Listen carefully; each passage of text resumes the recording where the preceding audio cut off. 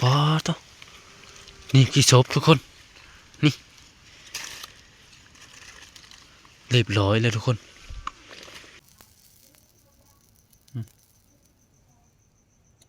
นี่หลับนกทุกคนปอต่อหลับสบายดีทุกคนสบายดีแล้วก็สวัสดีนะสวัสดีตอนแรกๆทุกคนมายามกับดักนกอีกแล้วทุกคนเลยยามไปเมื่อเช้านี่ก็ถือว่าได้อยู่ทุกคนเอานี่ถ้ารุ่น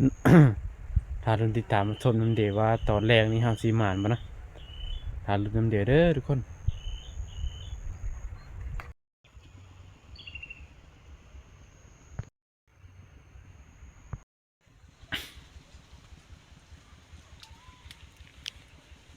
บอลเขายามมาซื้อกับมืดๆหน่อยนึงทุกคน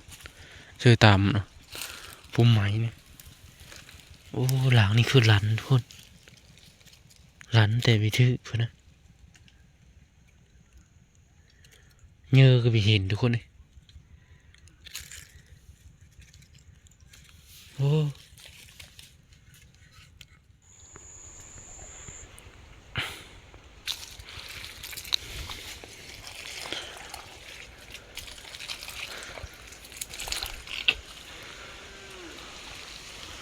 ลมทุกคน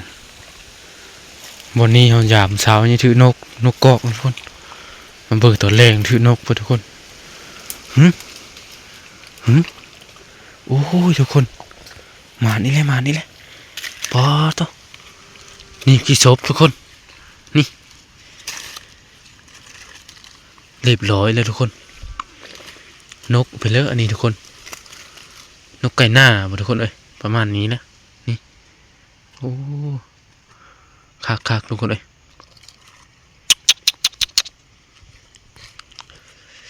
เรียบร้อยแล้วเต็มแหลกมายามตอนแรกเลยทุกคนเอ้ยยามเช้านี่ถืออยู่นี่นะเอาซื้อสองหลางมาตอนแรกถือนกอันนี้ทุกคนแจ๋วมานี่มีเห็นกราฟทุกคนไปสิเลยเด้เสือที่นี่นะเปะอยู่น้ำนี่ทุกคน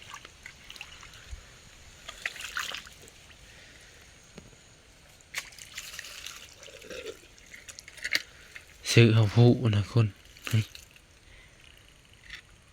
มันขาดไปนะ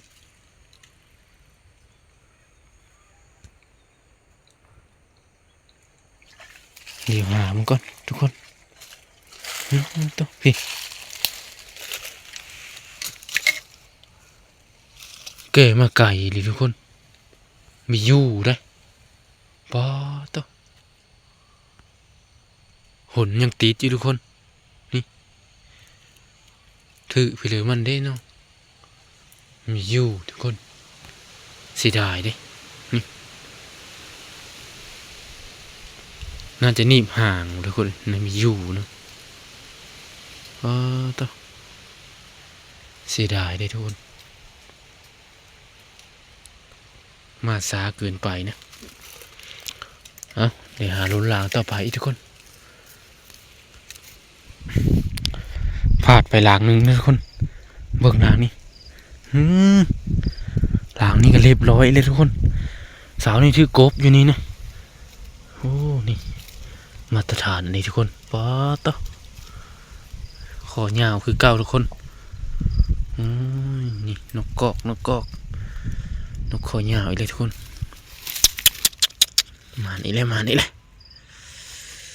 เจ๋วทุกคนคักลายนี่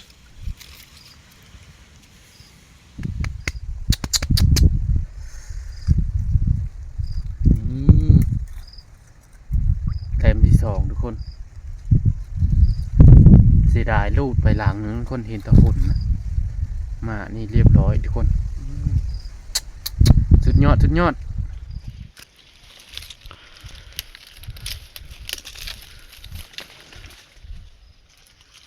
หลังนี่กับหลันนี่แหละทุกคนโอ้มันเก๋มาพี่ซิวอยู่พี่ทุกคนพ พี่มันเก๋หมดพี่นะมีหูก็ถือหมดทุกคนเลยโอ้ยหายดิเสียดายทุกคนน่าจะนกนะหลุมหัวเจ้าหนองนี่ง่ายนะทุกคนนี่ว้าตัวดูดนี่ช่วงสิได้หลายป่านะกราบมากับเดี๋ยวสิเจอปลาไปอีกได้ทุกคนนี่ว่าสิหือเป็นยังถึกอยู่หาเสื้อปลาไปต่ออีก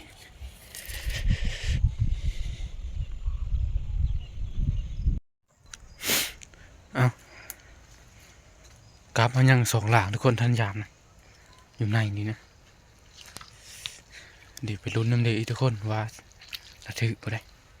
เอาเสื้อปลาไว้อยู่ในนี้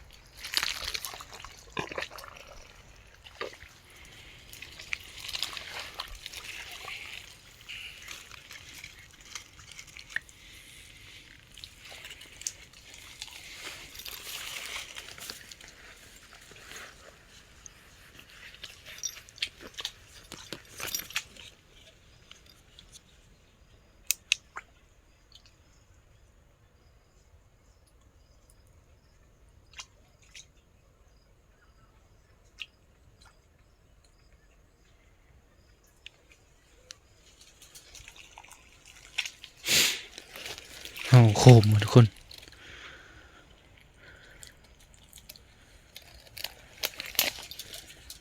หลันอยู่นี่นะแต่ไม่ชื่อพี่เลย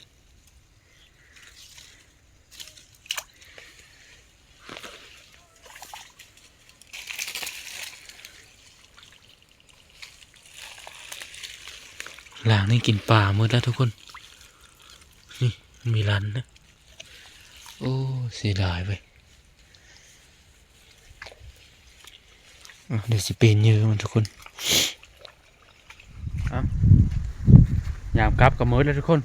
ถือว่าได้2 แต้มนะลูดตัวหนึ่งทุกคนเห็นหนนะแต่ว่าลันก็หลายล่างอยู่บางที่ก็กินป่ามืดมันมีลันทุกคนล่มขนาดนะตอนนี้นะเดี๋ยวจิมือหาเห็ดอยู่ให้กินแรงก็ทุกคนถือว่ามื้อนี้กามาอยู่ทุกคนเลยได้2 แต้มนะนกนะยามเสื้อปลาไว้ทุกคนปลาสาวนี่ตอนแรกมายามทุกคนหลังนึงเป็นตะสีดาทุกคนเลยน่าจะทื่อห่างมันยังมีอยู่นะอันนี้โผล่นะอยู่ทุกคนเดี๋ยวเมื่อพอเดียวจะเฮิร์นพลาดวันนี้ฮะไปเลยนะไปเลยนะบ่เต็มห้องตอนแรกทุกคนนกนี่ตุยเลยป้าตัวแกงเอาไปเสร็จหางก็เคยได้เลยนกตัวนี้นะเคยได้ตัวเดียวเลยทุกคนตัวนี้ได้หลายเธอแล้วตัวนี้ไปเลยเป็ดแม้นว่าเป็ดนะเคยเห็นเป็ดได้ฮะนกได้ล่ะนกได้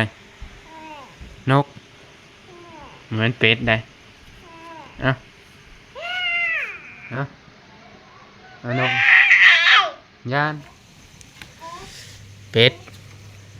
มาหอเธอเลยทุกคนได้2 แต้มนะมานะบานเฮากับบานเวงนี่คือเดียวคนเฮามือเสืออยู่พุ่นนะนี่เดี๋ยวจะเฮ็ดกินแรงทุกคนดีนเด้ชงมีหนุ่งนะ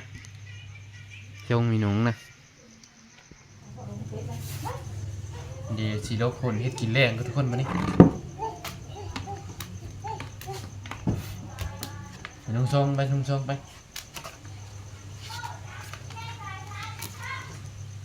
อีลาเอาตัวนี้นก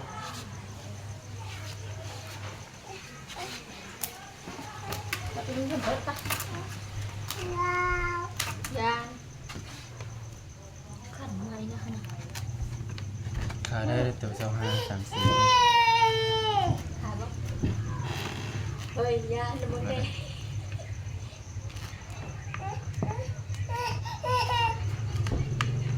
จะไม่กินนะ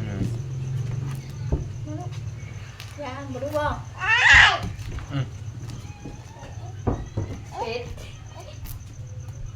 เป็ดห้องนั่นเลยเป็ดนะ เคยเห็นเป็ดเด้ เป็ดห้องนั่นเลยเห็นดูมันห้องนั่นเลยเป็ดห้องนั่นเลยจีนกกันทุกคนพอตัวมันอย่างนี้ทุกคนมันอยู่เลย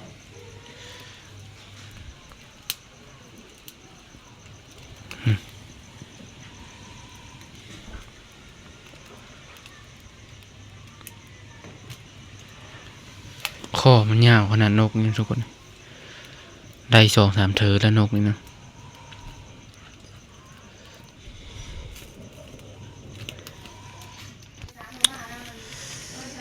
เบิ่งความมันทุกคนตัว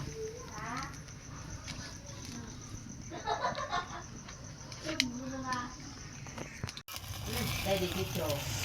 พอตัว ได้ดีที่โชว์ก็อยู่หมดที่เดียว ตัวนี้แห้งมันทุกคนจี้กันยะนะอ๋อตุยนี่ทุกคน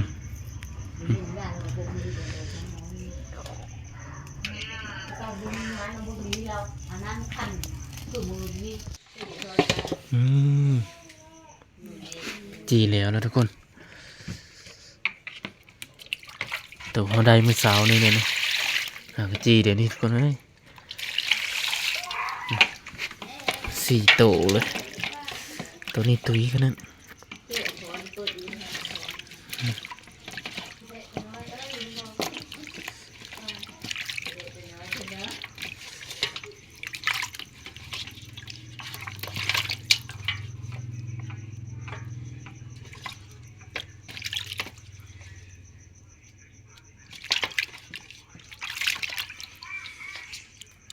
เบิ่งลูกค้าล่าเขาเนี่ยเราจะแปลงเปิดกันอย่าพ่นอย่าพุ่ม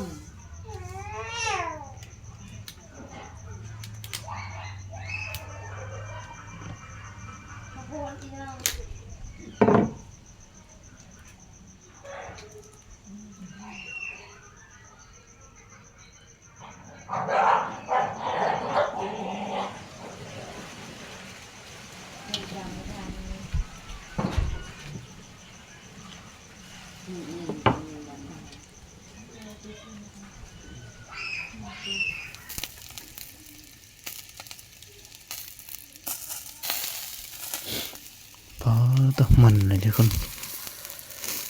ไฟสีมอดแล้วนะ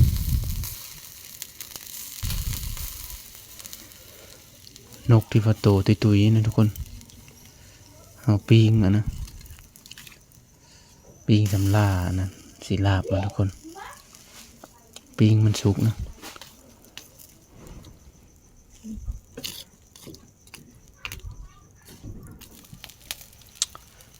มันขนาดทุกคนไอ้นกนี่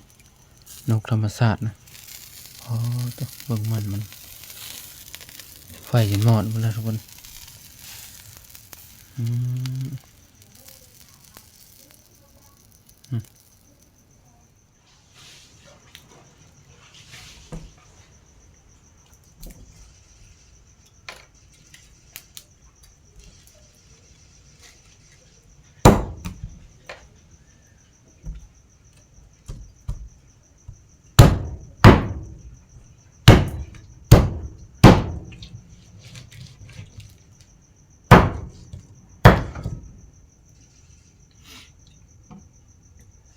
มาฝากนกก่อนทุกคน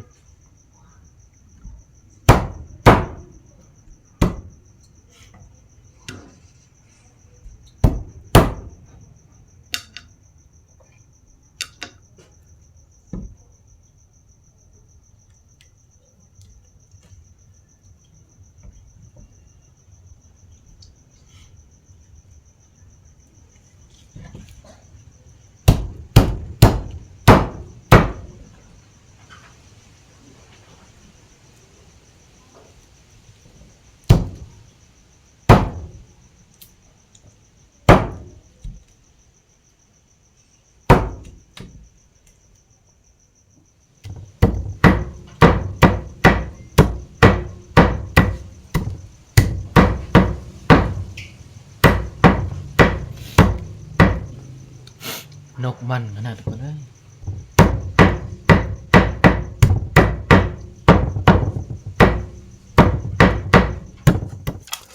นกก็ฟักแล้ว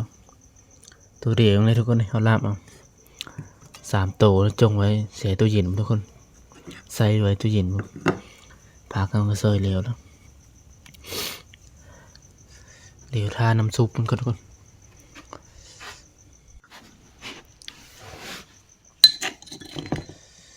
สิมาปรุงเริ่มนี้ทุกคน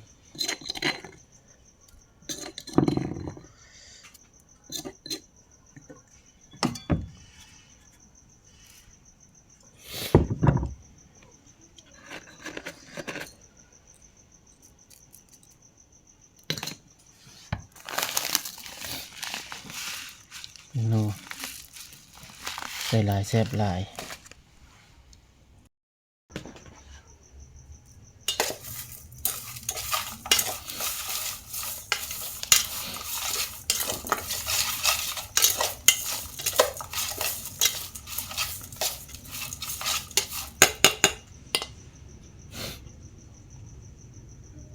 น้ำซุปทุกคน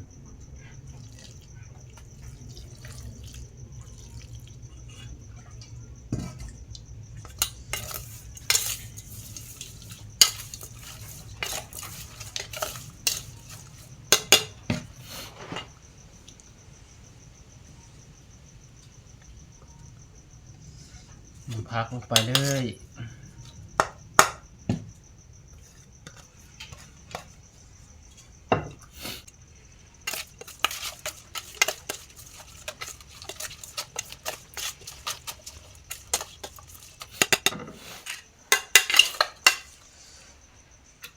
ตักเลยวันนี้ทุกคนเลยเรียบร้อยเลย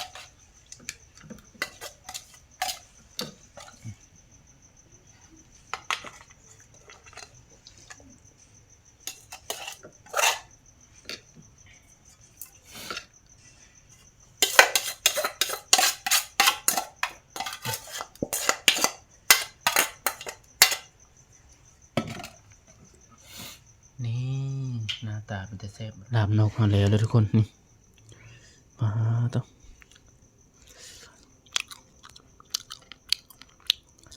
หน้าตาเป็นแต่แซ่บทุกคนบูโดดก็มีลองกลับจะไปกินแล้วเธอก็เจ้านอนมาแล้วทุกคนลุยคนเดียวแล้วมาทุกคนกินข้าวแรงน้ำเดียวเด้อนี่อาหารแซ่บมื้อนี้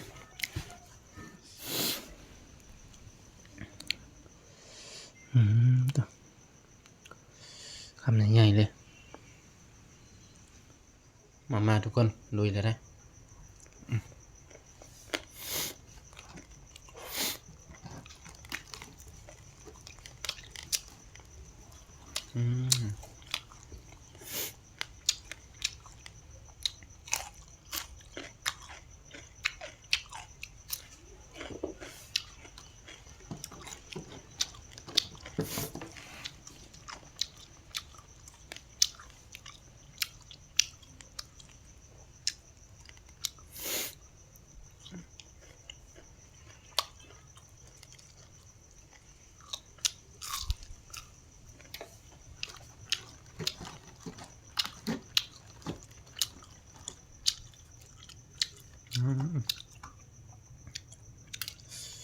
คักทุกคนนกนะนกกระตุยเนี่ยทุกคนเลย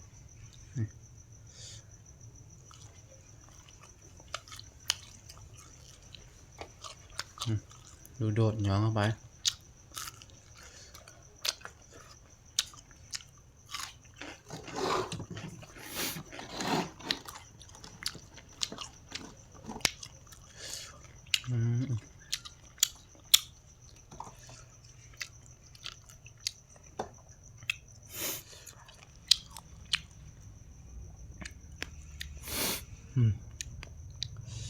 คำใหญ่ๆเลยทุกคน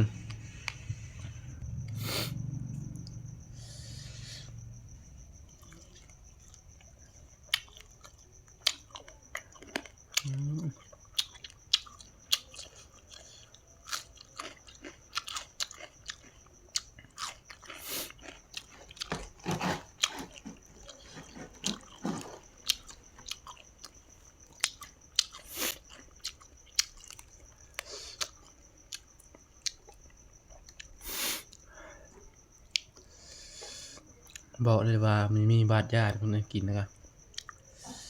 เสียดายแต่กินคนเดียวนะ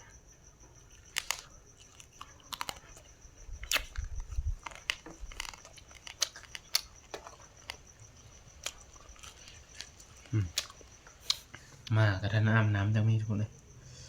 จังอาบได้อยู่เผื่อหนาวนะ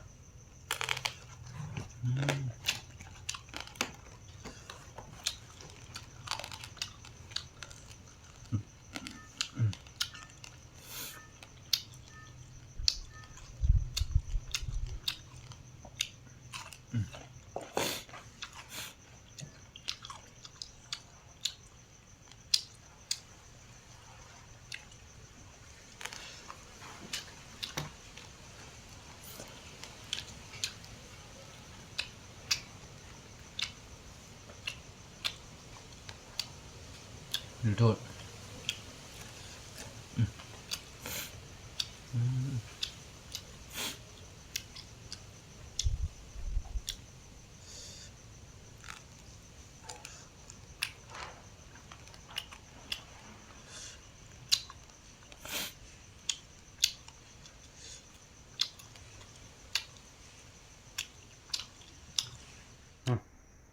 กินข้าวกินน้ำอิ่มแล้วก็สิจบคลิปช่วนี้ทุกคนขอบใจที่ติดตามมาส้มแต่ต้นจนจบนะฝากพี่น้องกดไลค์กดแชร์กดติดตามเป็นกำลังใจให้หน่อยเด้อบ๊ายบายทุกคนขอตัวนอนก่อนวันนี้